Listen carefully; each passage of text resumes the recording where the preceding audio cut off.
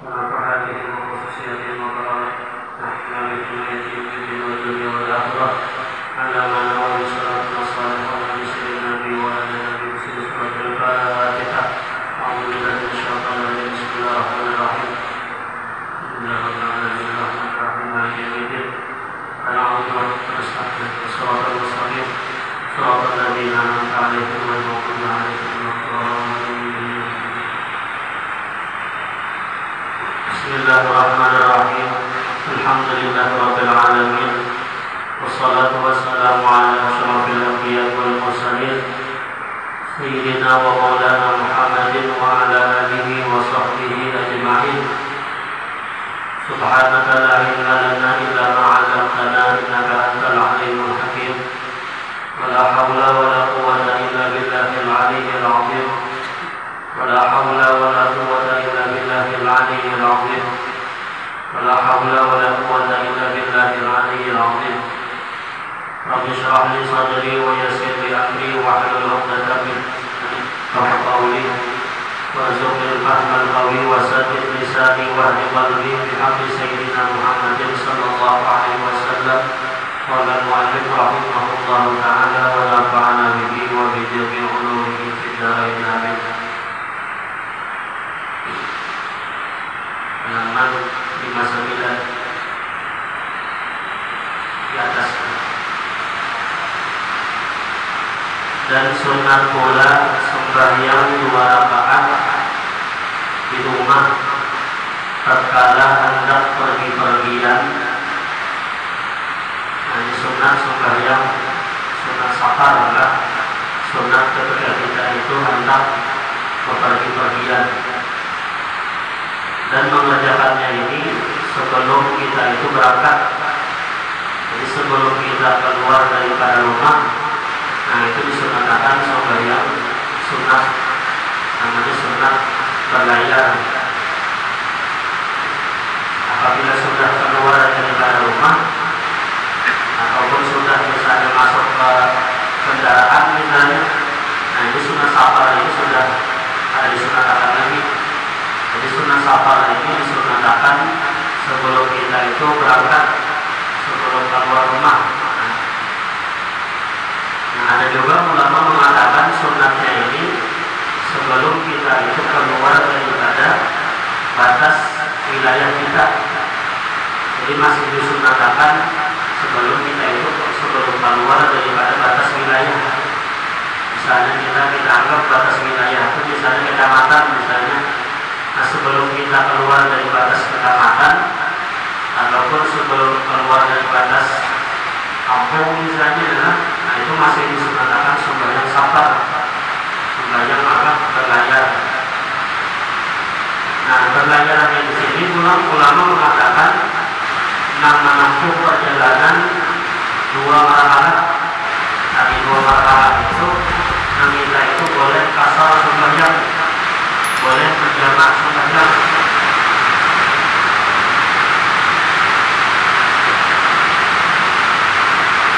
Nah, 2 marhalah itu jaraknya kurang lebih 90 kilo, 90 km. 1 marhalah itu adalah 45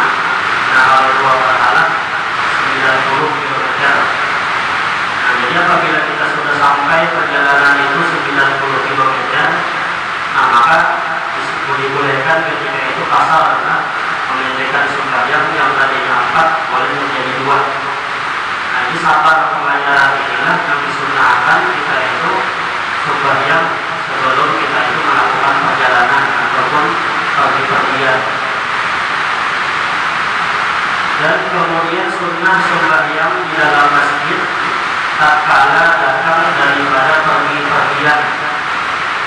Nah, ini kebalikannya pulang apabila kita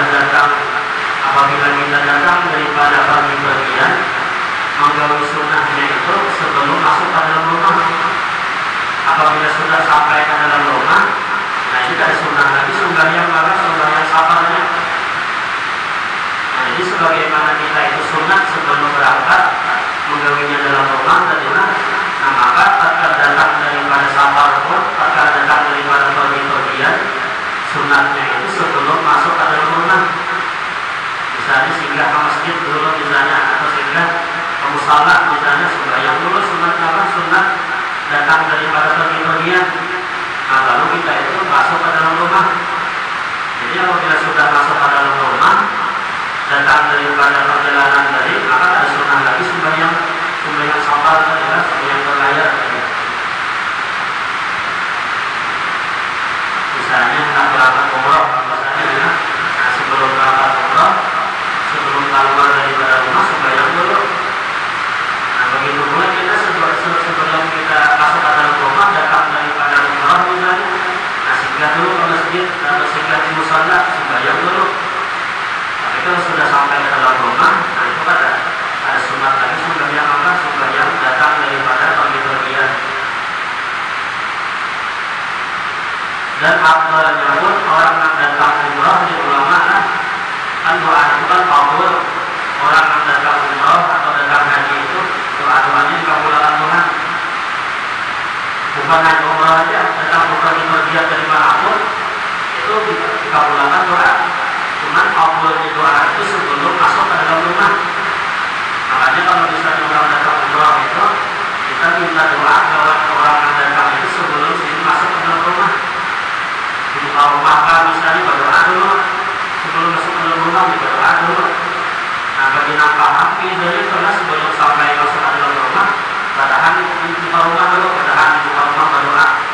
Nah doanya apa? Mudah-mudahan yang misalnya tempat menyambut datang perjalanan sijil misalnya, awal dimudahkan umrah, awal dimudahkan misalnya berhaji. Nah itu sunat sebelum masuk ke dalam rumah. Nah itu doa orang datang daripada pergi-pergian itu doanya diijabah, dikabulkan oleh Allah. Dan kemudian sunat lagi sembahyang istikharah. Sembahyang istikharah 2 rakaat. Nomor 14 di bawah, yaitu apabila menghendaki sesuatu dalam kebaikan. Jadi istikharah ini artinya minta pilihan oleh Tuhan. Minta pilihan oleh Tuhan, mana kira-kira yang dipilihnya. Dan sembahyang istikharah ini kalau pilihan itu lebih daripada satu.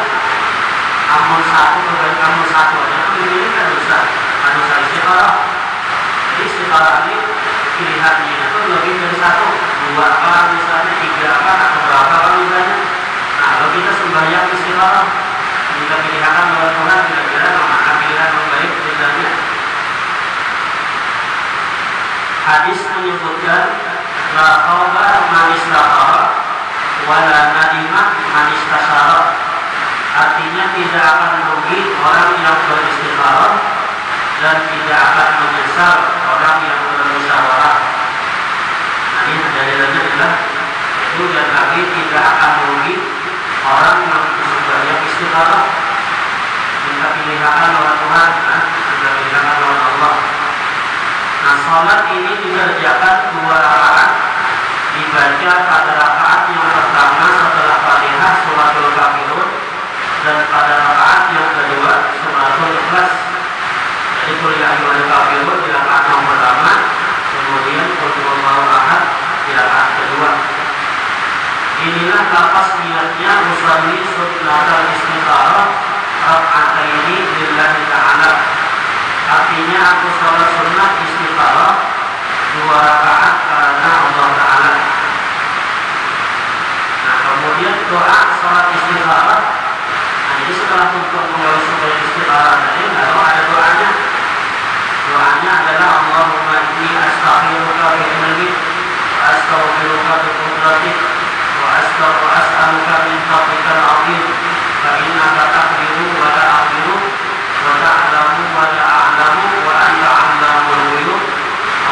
wa in kunta ta'lamu ittaka khairan ittaka khairun li fi dini wa ma'ashi wa aqibata amri wa ajlihi wa ajlihi taqdirhu li wa yassirhu li summa barik fihi wa in kunta ta'lamu ittaka sharran li fi dini wa ma'ashi wa aqibata amri wa ajlihi wa ajlihi fasrif anni wasrif min anhu waqdirhu li al-khaira haitsu kana summa rabbini bihi. Nah, intinya doa ini minta pilihan Allah Tuhan dengan meminta rahmat Tuhan apabila kita pilih itu baik, nah maka takdirkanlah ini untuk kita dan kemudian mudahkan dan berkahiakan. Tetapi apabila kita pilih ini sesuatu yang baik, nah maka tolong jauhkan sejauh-jauhnya dan kemudian jangan engkau takdirkan sesuatu itu kepada kita. Jadi kita bisa pilihan Tuhan. Nah lalu kata ulama yang istikharah ini nanti kita itu tahu bahwasanya itu pilihan Allah itu adalah ibadah subhanahu itu adalah berarti di hati kita kita dituntut berdoa kepada Tuhan selalu akan sepenuhnya oleh Tuhan. Ya Allah, apabila perkara ini baik dasar turun, nah tolong pilihan, tolong dapat mudahkan jalannya dan berkahiakan. Apabila sesuatu yang belum pilih ini kada baik, nah tolong jauhkan sejauh-jauhnya. Nah untuk berdoa itu ada beliau semangat di ulama. Nah dia semangat rasakan di hati kita nih. Apabila ada berarti di hati kita, ya Allah misalnya pilihnya, gawi hanya maksud angkanya misalnya, pikirannya misalnya, Tuhan B misalnya. Apabila hati kita itu lebih banyak memilih kepada A, nah berarti itu adalah memang Allah memilihkan maka lebih bagus. Apabila hati kita lebih banyak condong kepada si B misalnya, nah maka ambil B tadi. Nah tetapi di saat kita itu memilihkan oleh Allah itu, kita jangan ada sedikit pun di hati itu lebih banyak ke A ataupun lebih banyak ke B.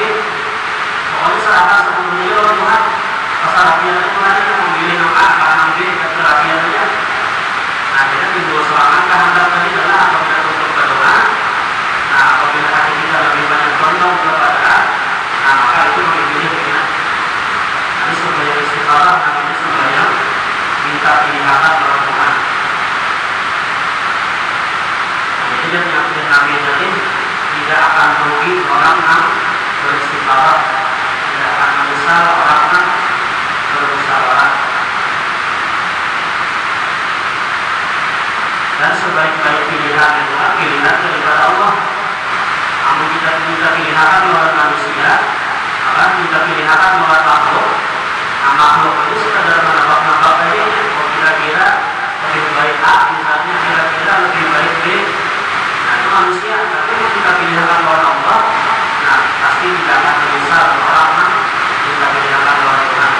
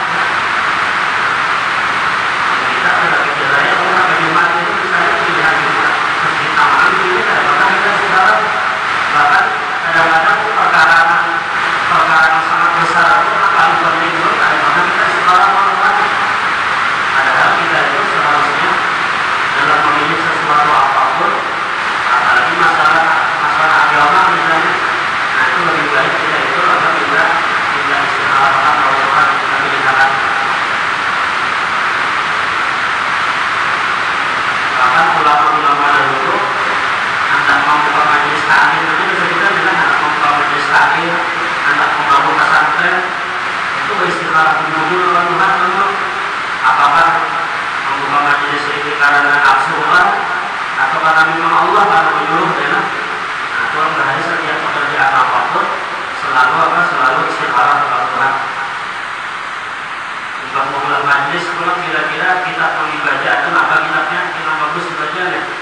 Nah selain bermusyawarah lewat pengumuman, pulang bahari itu juga ada pernah lepas daripada istikharah.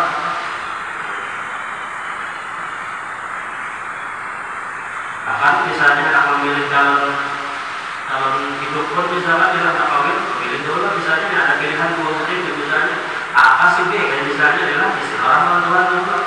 Nah meminta pilihan lawan Allah, insya Allah dapat ada begitu kan, ada menyesal orang bermusyawarah meminta pilihan lawan Allah.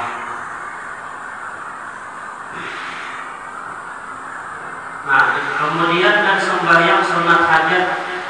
Nah juga sembahyang yang disunatkan adalah sembahyang hajat. Itu dikerjakan 2 rakaat. Jadi sembahyang hajat ini banyak jelas sebetulnya cara-cara sembahyang hajat ya. Ulama-ulama kita, guru-guru kita banyak membiasakan cara-cara sembahyang hajat. Ada 2 rakaat, sekurang-kurangnya ada juga 4 rakaat, bahkan ada juga sembahyang hajat itu sampai 1 rakaat. Jadi banyak ada khusus kitab yang memuat masalah sembahyang hajat. Dan surah-surah yang berlainan banyak ulama yang menyusun surah-surah yang dibaca dalam sembahyang hajat. Ada sebelum kita baca itu kan ayatul kursi lawan amanah rasul. Ada juga ulama yang menambahkan selain ayat kursi itu suratul kafirun 10 kali, kemudian imbah membaca amanah rasul suratul ikhlas 10 kali. Ada juga ulama mengatakan imbah membaca ayatul kursi tadi surah Al-Kafirunnya 4 kali, surah Al-Ikhlasnya 3 kali. Karena mengupati hadis Nabi dan Nabi siapa yang membaca surah Al-Kafirun 4 kali, nah itu sama membaca Quran sedemikian. Siapa yang membaca surah Al-Ikhlas 3 kali, nah maka sama membaca Quran sedemikian. Nah ini apa selain kita membaca surah ayatul kursi tadi tambahin surah Al-Kafirun 4 kali. Nah kemudian imam membaca tutup amanah rasul, nah tambahin ulang Al-Ikhlas 3 kali. Atau sekurang-kurangnya misalnya kita misalnya ada apa ayatul kursi lawan amanah rasul dari mana? Nah bisa dipilih apa Al-Kafirun sekali misalnya Al-Ikhlas sekali. Sekurang-kurangnya adalah Al-Kafirun dengan Al-Ikhlas. Itu surah yang paling bagus dan nanti dibaca dalam sembahyang adalah surah Al-Kafirun dengan surah Al-Ikhlas. Sembahyang apa ini adalah sembahyang istikharah, sembahyang hajat kan, sembahyang tasbih, sembahyang apapun. Nah, makna memilih surah itu yang paling bagus Al-Kafirun dengan Al-Ikhlas. Kemudian sembahyang hajat ini biasanya di akhir sebelum kita itu di sujud terakhir adalah sujud terakhir sembahyang hajat itu dipanjangi doanya sedikit, dipanjangi doanya, doa apa misalnya tambahin kan. Menurut kita berhari di Margapura itu salawat 10 kali. Di sini lah tambahannya di situ terakhir salawat 10 kali, kemudian Rabbana Atina 10 kali. Ada juga nambahin ulang La ilaha illa anta subhanaka inni kuntu minadh dhalimin 40 kali. La ilaha illa anta subhanaka inni kuntu minadh dhalimin 40 kali. Rabbana Atina 10 kali. Tutup dengan salawat 10 kali ulang. Di terakhir awal sebanyak itu, tapi sekurang-kurangnya 3 aja. Kalau misalnya la ilaha illa anta subhanaka inni kuntu minadh dhalimin 3 atau 10 misalnya bisa juga tambah Rabbana Atina ulang 3 tambah ulang salawat tambah 3, atau sebelum salawat itu tambahin doa kita hanya gitu apa misalnya tenang. Tapi yang pasti salawat itu untuknya terakhir sebelum kita itu bangkit daripada sujud tadi. Nah sebelum Rabbana Atina sebelum salawat tambahin doa terserah kita dan doa apa.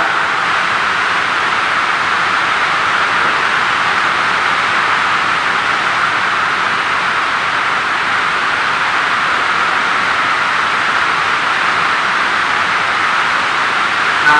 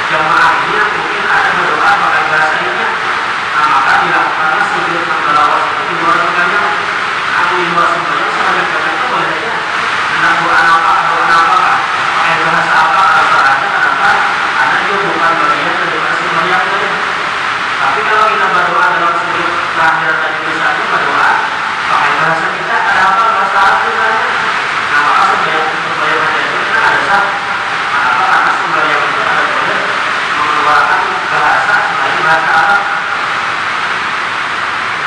Karena masuk bayar hajat kita kan bahasa orang paham bahasa Arab, ya orang namun paham bahasa Arab ya ada nak melarang-larang doa apa kan. Tapi bagi orang yang tidak paham bahasa Arab, karena kalau kita mengucapkan dalam sujud terakhir itu, ya Allah minta sugih misalnya, batal sebenarnya hajatnya. Tapi karena sujud itu di luar sembahyang, kita tuntut assalamualaikum warahmatullahi wabarakatuh, sujud pulang terakhir kan. Nah itu terserah, karena apa pakai bahasa membukai, kalau bahasa Banjar, kalau bahasa apa kan, itu ada bapak, karena ini di luar sembahyang. Nah itu sebagian ulama di luar itu menggawi sembahyang hajat itu adalah di luar sujudnya, setelah salam kemudian sujud. Nah, tapi sebetulnya kita itu memperbanyak berdoa dalam sujud itu bukan hanya sujud terakhir saja. Setiap sujud di bagian manapun, sujud pertama kan, sujud di rakaat pertama kan, sujud nomor berapa kan, terserah aja ada harus nanti sujud terakhir adalah karena dia Nabi dalil itu kenapa kita banyak berdoa di sujud itu karena paling dekatnya seorang hamba kepada Allah adalah ketika dia sedang sujud. Jadi supaya ada kita berdoa dalam sujud itu maka dipilihkan sujud terakhir. Tapi bukan dari sujud terakhir aja, kan kalau setiap sujud manapun, yang pertama, sujud kedua, sujud ketiga, adalah nah itu semua doa itu juga melakukan dalam sujud. Timbang-timbang ada dan kita lihat timbang-timbang ada berdoa di sujud, nah maka dipilihkan sujud yang terakhir.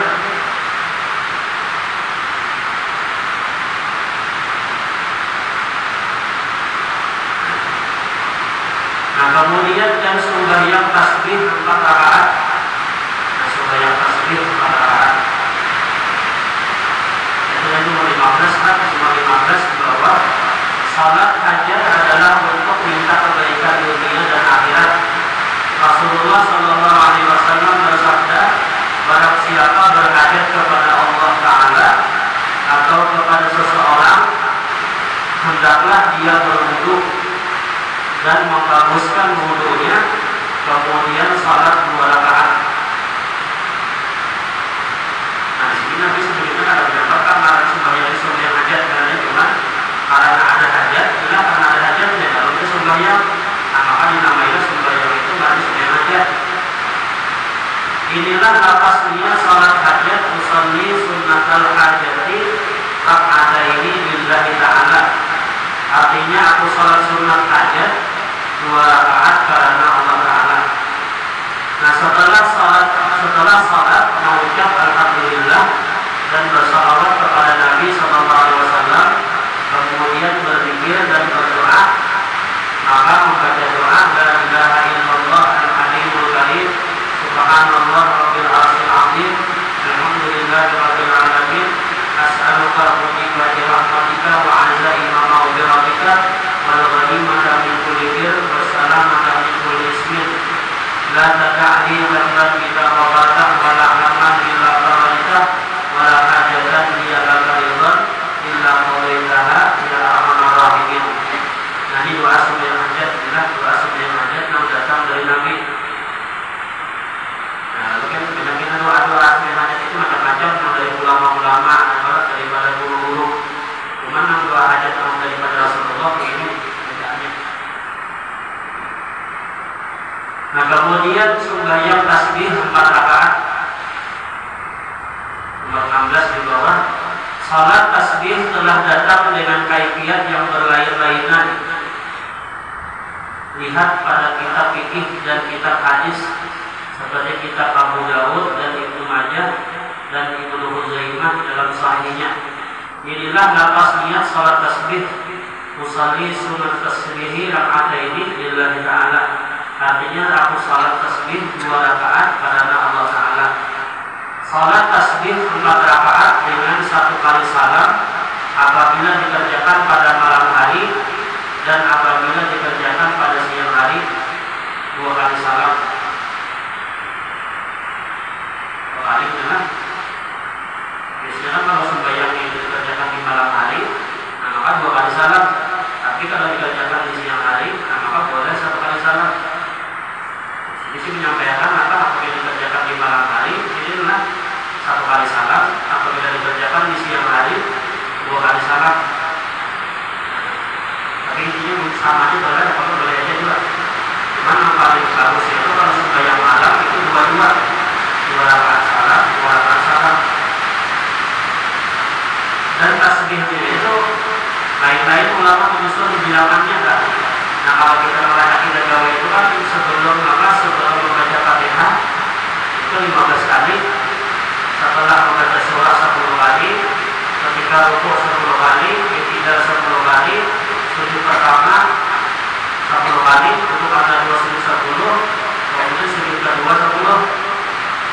6.15 itu hanya sebelum Fatihah aja, sebelum Fatihah 15. Nah selain daripada itu tasbihnya 10 ribu aja. Itu namanya kita gawe ya. Cuman nah kalau pernah mengambil ijazah dari lawan guru pimpinan kami di Bangil itu sebelum Fatihah itu 10. Nah adapun 15 itu andalannya sebelum rukuk. Imbah membaca surah, tasbihnya 10 kali. Nah situ nambah lain Mbak, namun ambil ijazah lawan guru Sarwati guru Asmul Anwar, anak guru Bangil. Nah itu 15 itu andalannya imbah membaca surah. Nah selain daripada itu 10 aja. Nah nanti namanya kita gawe itu biasanya setelah 15 kali itu sebelum membaca Fatihah kan.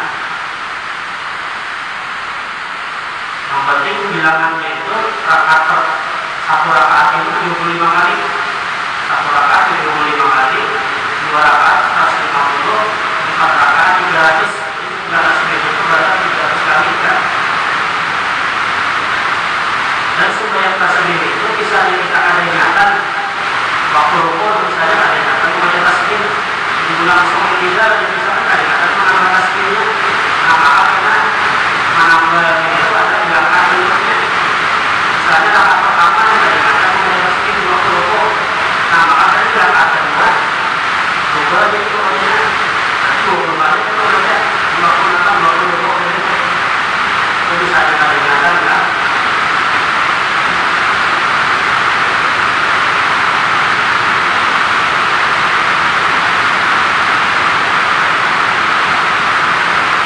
Kemudian lapas niat sembahyang witir,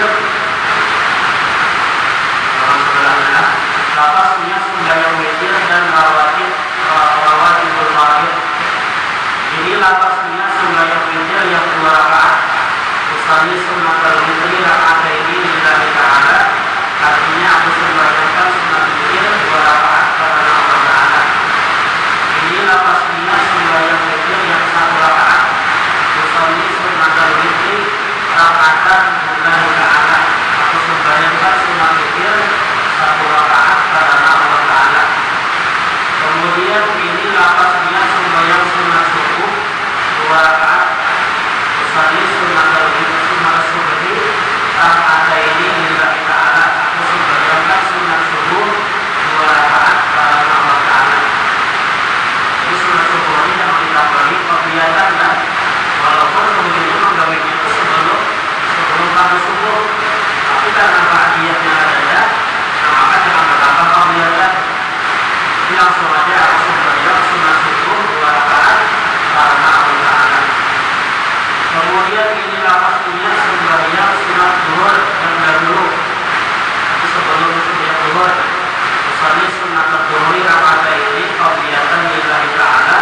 Artinya aku sembahyangkan sunat zuhur 2 rakaat yang dahulu.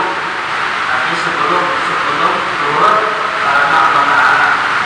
Ini lapas niat sembahyang sunat zuhur yang kemudian usalli sunat zuhuri raka'ataini ba'diyatan lillahi ta'ala. Artinya aku sembahyangkan sunat zuhur 2 rakaat yang kemudian sudah sembahyang zuhur karena Allah Ta'ala. Ini lapas niat sembahyang sunat asar, usalli sunnatul asri raka'ataini lillahi ta'ala. Artinya aku sembahyangkan sunat asar 2 rakaat karena Allah Ta'ala. Nah ini asar itu ada juga ba'diyahnya. Nah maka kalau bisa disana kegiatan ini langsung aja aku sembahyangkan sunat asar 2 rakaat karena Allah Ta'ala. Jadi ada beberapa kegiatan ya. Kemudian ini lapas niat sembahyang sunat maghrib yang dahulu. Qabliyahnya di qabliyah sunat maghrib. Usalli sunnatul maghribi raka'ataini qabliyatan lillahi ta'ala. Aku sembahyangkan sunat maghrib yang dahulu atau sebelum, maksudnya kan 2 rakaat karena Allah Ta'ala. Ini lapas niat sembahyang sunat maghrib yang kemudian usalli sunnatul maghribi raka'ataini ba'diyatan lillahi ta'ala. Artinya aku sembahyangkan sunat maghrib yang kemudian 2 rakaat karena Allah Ta'ala. Ini lapas niat sembahyang sunat isya yang dahulu, usalli sunnatul isya'i raka'ataini qabliyatan lillahi ta'ala. Artinya aku sembahyangkan sunat isya yang dahulu 2 rakaat pada malam Taala. Ini lafaznya sembahyang sunat isya yang kemudian seperti sunat al-isya'i rakaat ba'diyatan lillahi ta'ala. Artinya aku sembahyangkan sunat isya yang kemudian 2 rakaat pada malam Taala. Ini sembahyang sunat rawatib, sembahyang sunat mengiringi sembahyang fardu.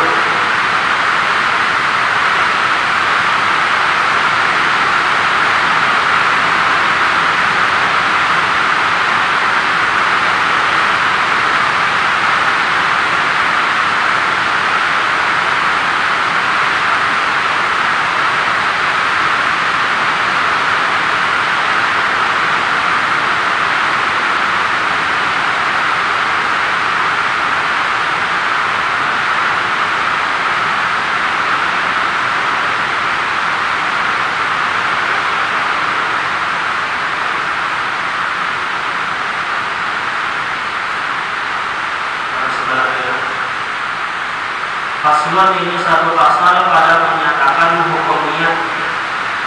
Ketahui olehmu hai Khalid, hai penuntut ilmu, bahwasanya tiada sah amal itu melainkan dengan niat. Seperti sabda Nabi Sallallahu Alaihi Wasallam, innamal a'malu binniyat, artinya hanya saja segala amal itu dengan niat dua. Yakni tiada sah segala amal itu melainkan dengan niat. Maka tiada sah amal sembahyang melainkan dengan niat dua, karena niat itu adalah suatu rukun daripada rukun sembahyang.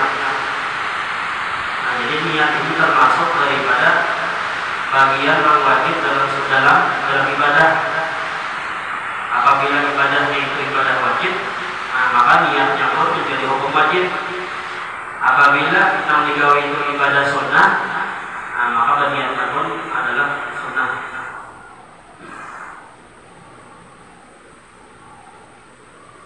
Jadi kan Nabi adalah setiap amal itu menjadi sah dengan niat. Jadi ulama mensyarahkan ini hadis, nama amal binniyat ini macam-macam. Ada yang maknanya itu sesungguhnya tiada sah amal melainkan dengan niat. Ada juga kalau syarat yang lain itu sesungguhnya tiada sempurna amal itu dengan niat. Ada lagi mengatakan sesungguhnya tidak diberi pahala amal itu dengan niat. Nah, jadi 3 macam ulama mensyarahkan ini hadis. Sesungguhnya tiada sah amal dengan niat. Yang pertama, yang kedua tiada sempurna amal dengan kecuali dengan niat. Dan yang ketiga, sesungguhnya tiada berpahala amal kecuali dengan niat. Nah, ini hadis. Dalam kitab-kitab hadis itu biasanya hadis innamal a'malu binniyat ini hadis yang paling pertama diletakkan awal dalam yang paling pertama dalam kitab hadis adalah hadis innamal a'malu binniyat. Maka dalam kitab Bukhari itu hadis pertamanya itu adalah innamal a'malu binniyat ini. Padahal dalam kitab Bukhari itu yang dibahas dalam bab pertama itu adalah kitab Badil Wahyi.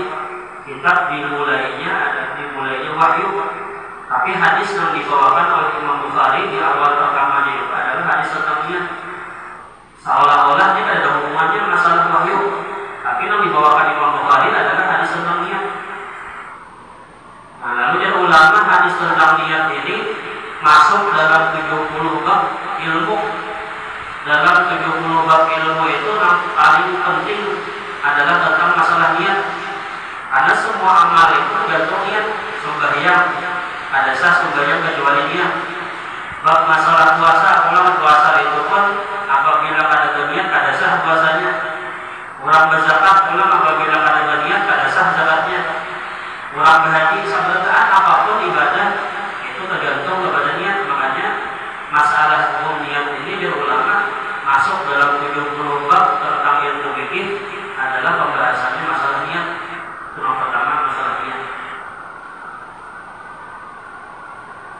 Dan amal kita itu pun apabila ada niat ada pahala jadinya. Nah, contohnya gawian-gawian yang mubah adalah gawian hukumnya boleh-boleh aja apabila ada diniatakan ada bernilai pahala. Nah, kayak makan guring itu kan gawian-gawian yang mubah aja, yang boleh-boleh aja. Artinya yang ada kaitan bahwa